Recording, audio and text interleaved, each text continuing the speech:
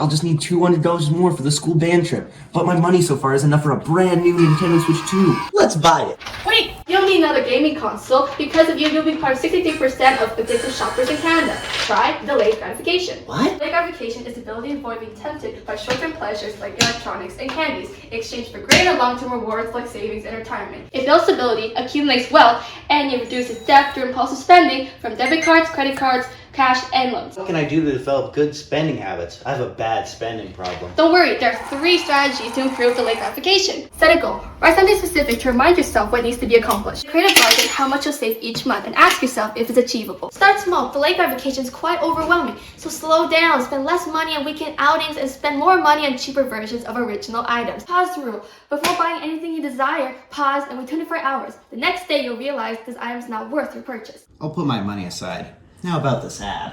May I?